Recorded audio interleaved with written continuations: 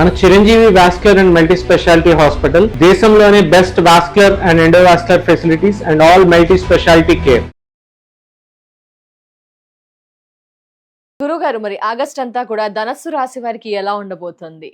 So కొంచెం ఈ ధనుసు రాశి వాళ్ళు కేర్ఫుల్గా ఉండవలసిన మంత్ అండి. 12 రాశులు చూసుకుంటే ఈ రాశి వాళ్ళు కొంచెం జాగ్రత్తగా ఉండాలి. ధనస్సు ఆగస్ట్ అంతా జనరల్గా ఈ మంత్ అంతా ఈ ఇయర్ అంతా కొంచెం జాగ్రత్తగా ఉండాలండి వీళ్ళు. మనం రాశి ఫలాల్లో కూడా చెప్పుకున్నాం, మన గురువు మారినప్పుడు కూడా చెప్పుకున్నాం. ఆ వీడియోస్ మన ఇద్దరం చేసినవి ఉన్నాయి కాబట్టి సేమ్ ఛానల్ విషయంలో కూడా మాట్లాడుకున్నాం కాబట్టి వీళ్ళకి ఏమైతుందంటేనండి అర్ధ అష్టమ శని మేజర్ గ్రహం కాబట్టి ఇబ్బంది పెట్టే పరిస్థితిలో ఉన్నారు. ఫ్యామిలీ, కుటుంబం డిస్టర్బెన్స్. అష్టమ గురువు ఉన్నారు వీళ్ళకి.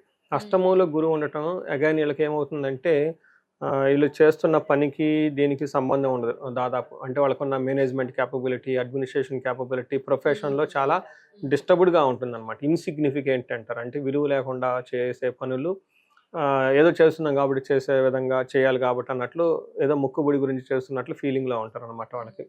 సో ఇది వీళ్ళకి ఈ ఇయర్ అంతా అలానే ఉంటుంది కాబట్టి కొంచెం జాగ్రత్తగా పేషెన్సీగా ఉండవలసిన టైం.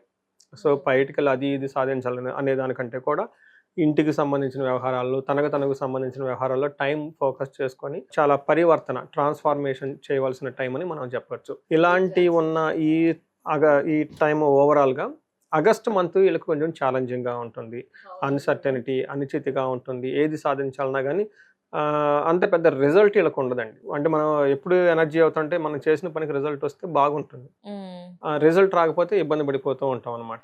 అందుకని అలాంటి పరిస్థితిలో ఉన్నారు కాబట్టి కొంచెం సహనంగా, ఓర్పుగా, పేషెన్సీగా ఉండవలసిన. అదే పరిహారం అంటారా గురుగారు? ఇంకా ఏమైనా పరిహారం అంటే వీళ్ళకి యోగా, మెడిటేషన్ చేయటం, ఇంటెలిజెంట్, మనకి రెండు క్వాలిటీస్ ఉంటే ఎలాంటి ప్రాబ్లమ్స్ ఉండవని ఆది శంకరాచార్యులు చెప్తారు. మనం ఎన్ని బుక్స్ చదవండి, ఎన్నైనా తీసుకోండి, ఫారిన్ ఆథర్స్ రాసిన అన్ని తీసుకోండి, రెండు గనక మనిషి మనం ఉండగలిగితే అసలు ప్రాబ్లమ్సే ఉండవంట. ఏంటి గురుగారు ఆ రెండు?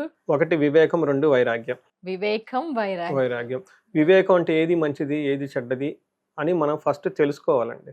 ప్రాబ్లమ్స్ అన్నీ వచ్చేది అక్కడ తెలుసుకోకుండా బ్లైండ్గా చూసుకొని పోవటం వల్లే ప్రాబ్లమ్స్ వస్తుంది.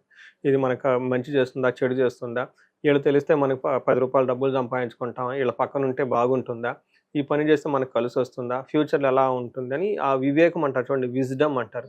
అది మనిషికి ఉండాలండి, అది పెంచుకోవాలి వివేకం. రెండోది వైరాగ్యం. అన్నీ మనకు ఉంటాం కాదండి, సంపాదించుకోవాలని ఎంత తపన ఉండాలి, వదిలిపెట్టాలని తపన కూడా ఉండాలి. మనకు కాని వాటిని, అనవసరమైన టెన్షన్స్ అన్నింటినీ వదిలిపెట్టడం కూడా నేర్చుకోవాలి. అందుకని ఈ వివేక వైరాగ్యాలు ఉంటే అసలు అన్నీ ఉన్నట్లేనంట. అందుకని ఇలాంటి వివేక వైరాగ్యం గురించి వీళ్ళు యోగా చేయటం, మెడిటేషన్ చేయటం, ఆధ్యాత్మికంగా బుక్స్ చదవటం, పెద్దవాళ్ళని సేవ చేసుకోవటం, గురువులు చెప్పినట్లు ఉండటం, కొంతకాలం వేరే వాళ్ళు చెప్పిన వాళ్ళ డైరెక్షన్లో నడవటము, అవన్నీ చేసుకుంటే ఎక్కువ ప్రాబ్లమ్స్ ఫ్యూచర్లో ఇప్పుడు వచ్చినాయి కాబట్టి మనం అనుభవించాల్సిందే, బట్ ఫ్యూచర్లో రాకుండా ఉండటానికి బాగుంది కదండి. ఇది ఆది శంకరాచార్యులు చాలా బాగుంది, ఫాలో అయిపోవాలి అనిపిస్తూ ఉంటది కొన్నిసార్లు. సో అది చేయడం కూడా గ్రేట్ విషయం గురుగారు. అది కష్టం చాలా, మీరు చెప్పింది చేయడం, కానీ చెయ్యాలి. ముందులో ఉన్న నక్షత్రాలు చూసుకున్నాడు, మూల 1, 2, 3, పూర్వాషాఢ 1, 2, 3, 4 పాదాలు, ఉత్తరాషాఢ ఫస్ట్ పాదం అంతా మనకి ధనుసు రాశిలో ఉంటారు. పేరు బలం బట్టి చూసుకుంటే ఏ, యో, భా, భీ, భూ, దా, దా, భే అన్న అక్షరాలంతా ఇందులో ఉంటారని మనకి చెప్తారు. ఇందులో మనం చూసుకుంటే ఎక్కువ గ్రహాలు వీళ్ళకి అనుకూలంగా ఉన్నాయండి, ప్రతికూలంగా ఉన్నాయి, ఎగనెస్ట్గా ఉన్నాయి. బట్ డ్యామేజ్ చేసేది అంత ఎక్కువగా చెయ్యు.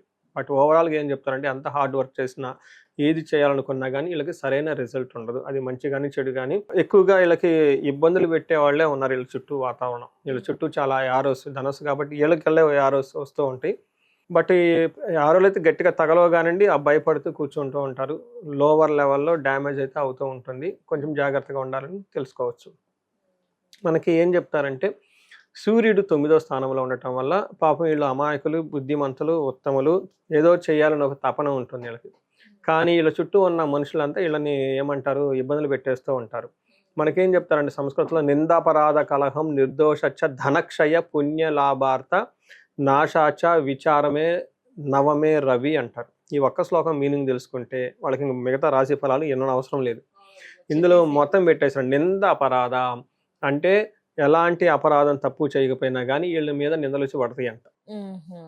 అందుకని ఆఫీసులో ఇలా హార్డ్ వర్క్ అంతా ప్రాజెక్ట్ చేసి పెడితే తీసుకెళ్ళిపోయి వేరే వాళ్ళది నాది అని చెప్పుకుంటూ టైటిల్ వేసుకుంటూ ఉంటారు అనమాట. ఇలా ఏది చేసినా పాపం ఇన్నోసెంట్గా చేస్తూ ఉంటే వేరే వాళ్ళు వచ్చి అదంతా ఎత్తుకొని వెళ్ళిపోతూ ఉంటారు. కలహం నిర్దోషచ్చ అంటే ఎలాంటి దేర్ ఏమంటారు ఇన్నోసెంట్స్ అయినా కానీ గొడవలు పెట్టుకుంటారు, నువ్వు అది చేసావు ఇది చేసావు ఎదుటి వాళ్ళు అంటే వీళ్ళది అలాంటి తప్పు లేకపోయినా కానీ నిందలు పడిపోతూ ఉంటాయి. తర్వాత వీళ్ళది ఎలాంటి దోషం లేకపోయినా వీళ్ళ మీద వచ్చి గొడవలు పెట్టుకుంటారంట. ఇంకేం చూడండి ఇలా ఉంటే ఇంకేం బాగుంటుంది. ధనక్షయం, ఆ ఉన్న డబ్బులు కాస్త ఖర్చు అయిపోతూ ఉంటాయి. పుణ్య లాభార్థ నాశచ్చ అని చెప్తారు. అంటే మంచి ఉద్దేశంతో ఏదైనా పని చేస్తే అది ఏమంటారు లాభం రాకపోను, ఇంకా నువ్వు అది ఎందుకు చేసావు ఇది ఎందుకు చేసావు అనే పరిస్థితిలో ఉంది కాబట్టి అనవసరంగా ఇలాంటివన్నీ జరుగుతుంటే సహజంగా విచారం దుఃఖిస్తూ కూర్చుంటూ ఉంటారు. కాబట్టి ఇలాంటి వాటిని కొంచెం బట్ ఓవరాల్గా బాగుంటుంది. బట్ ఏం బాగుంటుంది చుట్టూ ఉన్న పరిస్థితులు ఉండటం వల్ల. అందుకని ఓవరాల్గా బాగున్నప్పటికీ ఈ టైపు ఎక్కువగా వాళ్ళ మీద వాళ్ళకి కాన్ఫిడెన్స్ లేకుండా ఈ ఆటంకాలు అవన్నీ చేసేవాళ్ళు ఎక్కువ ఉంటారు. కొంచెం జాగ్రత్తగా ఉండాలి. అదేవిధంగా కుజుడు కూడా వీళ్ళకి కొంచెం ఇబ్బంది పెట్టే పరిస్థితుల్లో ఉన్నారు. కుజుడు 7వ స్థానంలో ఉండటంతో పార్ట్నర్స్తో గొడవలు, భార్యతో గొడవలు, ఎక్కడైనా ట్రావెల్ చేస్తే అందులో ఇబ్బందులు వచ్చే అవకాశం ఎక్కువగా ఉంటుంది. సోదరులతోటి అన్నదమ్ములతోటి గొడవలు అని చెప్పుకోవచ్చు. అన్న వస్త్రాది రాహిత్యం సదా క్లేశ జీవితం స్వబంధు భీతి కువార్త పుత్ర భాతృణం క్రోధ సప్తమిగే కుజే అంటారు. ఇందులో చాలా నెగిటివ్ వర్డ్స్ ఉన్నాయి, వాళ్ళు భయపడతారు అని చెప్పను. ఒక చెడు వార్తిన అవకాశం ఎక్కువగా ఉంది, కొంచెం జాగ్రత్తగా ఉండండి. ఇంకా పుత్రులతోటి తర్వాత అన్నదమ్ములతోటి గొడవలు పడే అవకాశం ఎక్కువగా ఉంటుంది. సంపాదించుకున్న ధనాన్ని పోగొట్టుకునే అవకాశం ఉంది, కొంచెం కేర్ఫుల్గా ఉండాలి. అంటే అన్ని ప్లానెట్స్ ఒకే విధంగా వీళ్ళకి ఇబ్బందులు పెట్టే పరిస్థితుల్లో ఉన్నాయి అనమాట. అటు శని ఇబ్బంది పెడుతున్నాడు, గురువు ఇబ్బంది పెడుతున్నాడు, సూర్యుడు ఇబ్బంది పెడుతున్నాడు, కుజుడు ఇబ్బంది పెడుతున్నాడు. ఇప్పుడు మనం శుక్రుడు గురించి చెప్పుకుంటున్నాం. శుక్రుడు కూడా జనరల్గా శుక్రుడు బాగా అందరికి మంచి చేస్తాడు, కానీ వీళ్ళకి కొంచెం టైం బాగలేకపోతే శుక్రుడు కూడా అదేదో టైం వస్తుంది చూడండి, కలిసి వచ్చిన టైం వచ్చినప్పుడు నడిచి వచ్చే బుడ్డానికి కలిసి రాని టైం ఉన్నప్పుడు సింహాసనం కూడా పోతుందంట. వీళ్ళకి కొంచెం అర్ధాశ్రమ శనితో ఉన్నారు. భయపడ్డం కాదండి, కొంచెం కేర్ఫుల్గా ఉండమని చెప్తూ ఉన్నాను. పరిహారాలు చేసుకుంటే చక్కగా బాగుంటుంది. అండ్ టు బి ఫ్రాంక్ అండి, నాకు రీసెంట్గా ఈ రాశి వాళ్ళ నుంచి కాల్స్ కూడా ఎక్కువ వస్తుంది. ధనుసు రాశి వరకు మొన్న నిన్న దాకా మీనరాశి గురించి ఎక్కువ వచ్చాయి, వాళ్ళు ఏలినాటి శని పీక్ స్టేజ్లో ఉండటంతో. ఇప్పుడు ఈ రాశి గురించి ఎక్కువగా వస్తుంది, ధనుసు రాశి గురించి ఎక్కువ కాల్స్ వస్తున్నాయి. అంటే కొంచెం కేర్ఫుల్గా ఉండండి. ఇంకా మార్గం పరిహారాలనే క్లియర్గా అర్థమవుతుంది గురువు గారు.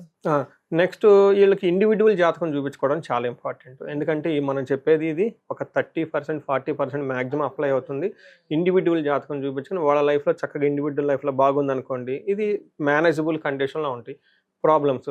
ఇండివిజువల్ జాతకంలో సరిగా ఇంకా బాగా టఫ్గా ఉంది, ఇది ఇంకా దానికి యాడ్ అయిపోయేసి ప్రాబ్లం ఏంటంటే అన్మేనేజబుల్ కండిషన్లోకి వెళ్ళిపోయేసి ఇబ్బంది పడిపోతారు.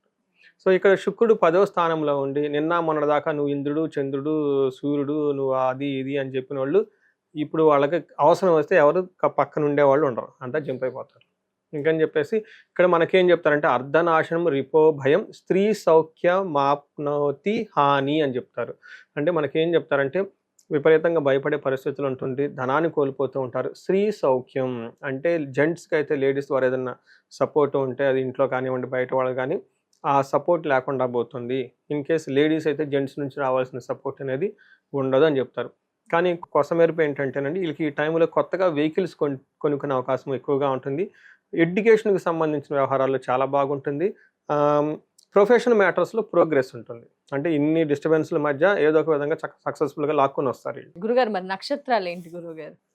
నక్షత్రాలు ఒక ధనానికి సంబంధించిన విషయాల్లో మాత్రం 3 నక్షత్రాల వాళ్ళు కేర్ఫుల్గా ఉండాలి. మూల, ఉత్తరాషాఢ, పూర్వాషాఢ వాళ్ళకి దరిద్రము ప్లస్ ధనహీనత చూపిస్తుంటుంది. అంటే ఏంటి, ఒకటి ఉండాల్సిన ధనం ఉండదు, సహజంగా చాలా బాధలు కూడా పడుతుంటారు ధనానికి సంబంధించిన వ్యవహారాలలో.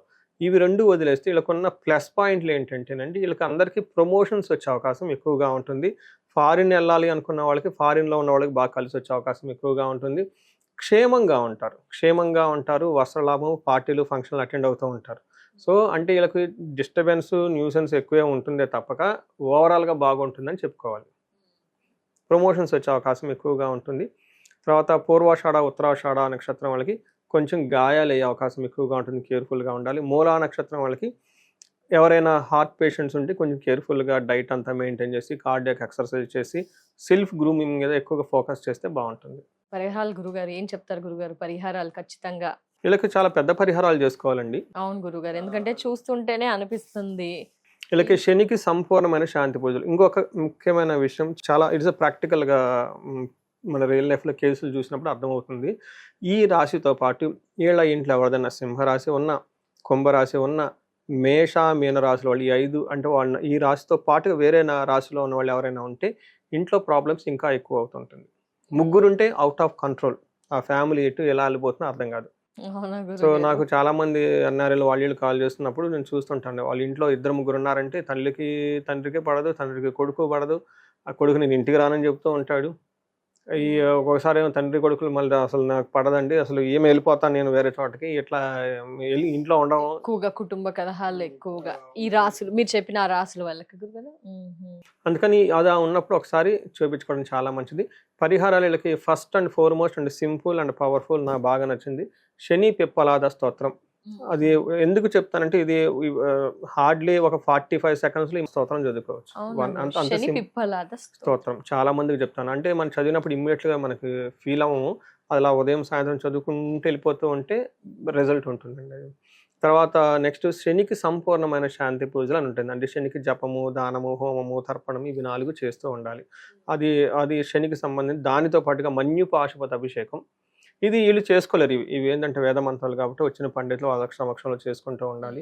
నెక్స్ట్ వీళ్ళకి ఇంకొకటి ముఖ్యమైన తిరునల్లార్ అనే ప్లేస్ ఉంటుంది తమిళనాడులో, ఖచ్చితంగా విజిట్ చేయటం చాలా చాలా షీల్డ్ ప్రొటెక్షన్ ఇస్తుంది వీళ్ళకి. సో ఇవి కొంచెం పెద్దగా అనిపించినా కానీ రెగ్యులర్గా ఇంకా బాగా మహన్యాసపూర్వక ఏకాదశ రుద్రాభిషేకం అని ఉంటుంది. ఇది ఇంట్లో ఒక 2-3 బ్రాహ్మణోత్తముల్ని లేదంటే రుద్ర తెలిసిన పండితులను పిలిపించుకొని చక్కగా వాళ్ళ ఆధ్వర్యంలో వేద ఘోషతో ఇంట్లో అవి చేయించుకుంటూ ఉంటే నెగటివ్ వైబ్రేషన్స్ అంతా పోతుంది, చాలా బాగుంటుంది. గురుగారు, మరి అతిగా సఫర్ అవుతున్న వారికి జాతక రీత్యా ఎలాంటి పరిహారాలు అద్భుతంగా మెరుగైన ఫలితాలను ఇస్తాయో తెలియజేస్తారా గురుగారు? సో మనకి ఇప్పుడు దాకా చెప్పుకున్న మన రాశి ఫలం ఏంటంటేనండి, ఆ యొక్క కొంతవరకు మాత్రమే ఎఫెక్ట్ ఉంటుందండి. అది ఒక 30-40% మాత్రం లైఫ్లో ఎఫెక్ట్ ఉంటుంది.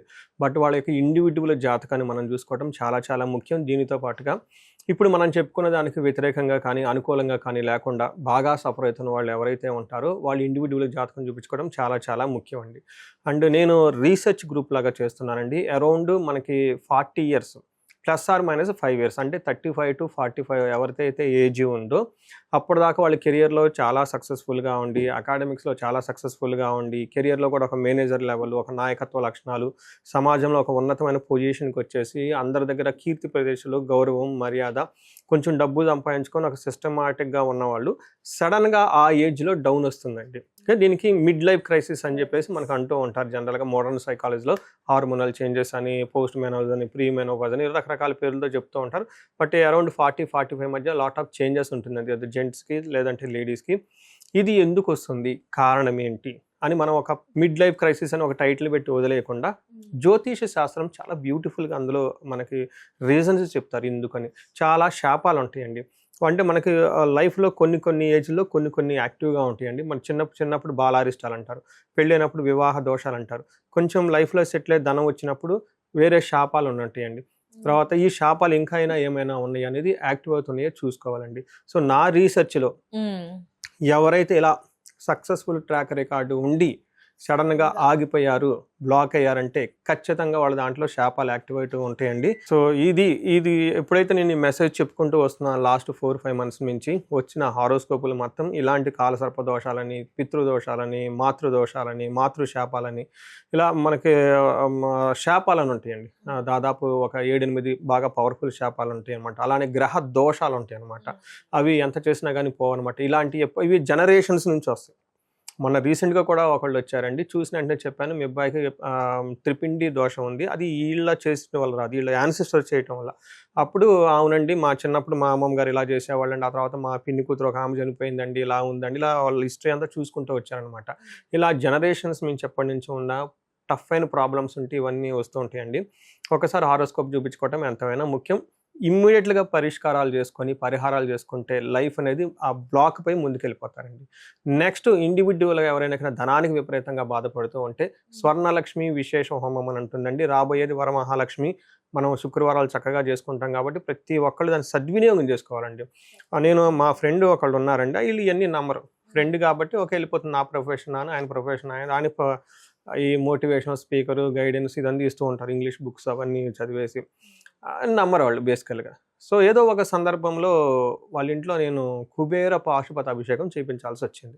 అది కూడా ఫోర్స్, ఫ్రెండ్ కాబట్టి నువ్వు ఇన్ని చేస్తున్నావు కదా నా గురించి ఒక్కటి చేయని చెప్తే, అదంతా అయిపోయిన తర్వాత ఫస్ట్ వాళ్ళు ఇచ్చిన రెస్పాన్స్ ఏంటంటే, నాకు ఇలాంటి పూజలు ఎన్ని ఉన్నాయండి అన్నారు. పాశుపతాలు దాదాపు 365 ఉంటాయండి, మెయిన్ ఇంకా చాలా ఉంటాయి అంటే డైలీ ఒక్కొక్కటి మా ఇంట్లో చేపిస్తారా అని అడుగుతున్నారు.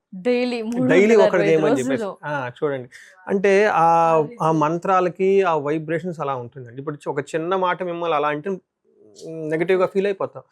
మరి ఆ అన్ని మంత్రాలు అంతమంది బ్రాహ్మణ చదివితే అది ఎక్కడ పోతుందండి? దానికి ఇంపాక్ట్ ఉంటుందండి. అందుకని ఇలాంటి పరిష్కారాలు చక్కగా చేసుకుని లైఫ్లో 10 అంతలు ముందుకెళ్ళాలని చెప్పేసి నేను కోరుకుంటున్నాను. వచ్చేది స్వర్ణలక్ష్మి, మనకి లక్ష్మీ వ్రతాలన్నీ ఉన్నాయి కాబట్టి స్వర్ణలక్ష్మి అభిషేకం ఉంటుంది, పాశుపత అభిషేకం, విశేష హోమం ఉంటుంది. అందరూ చక్కగా సెలబ్రేట్ చేసుకొని ధనవంతులు కావాలని చెప్పేసి నేను కోరుకుంటున్నాను. ఏదైనా గనక వివాహానికి గనక ప్రాబ్లంగా ఉంటే అన్యోన్య దాంపత్య పాశుపత అభిషేకము, హెల్త్ బాగా లేకుండా ఉంటే మనకేమని చెప్తారంటే మృత్యుంజయ పాశుపత అభిషేకము, హోమము, కాలసర్ప దోషము, త్రిపిండి దోషము, ఇవి ఇలా ఎనీథింగ్ వాళ్ళకి ఎక్కడైనా కనుక ఛాలెంజ్ ఉంటే ఇమ్మీడియట్గా ఒకసారి అపాయింట్మెంట్ తీసుకొని జాతక చక్రం చూపించుకొని దాని కారణాలు ఏంటో పరిష్కరించుకొని ఇమ్మీడియట్గా పరిహారాలు చేసుకుంటే 3 to 6 monthsలో మొత్తం లైన్లో పడిపోతారండి. సో ఎన్నో కేసులు చేస్తున్నాను.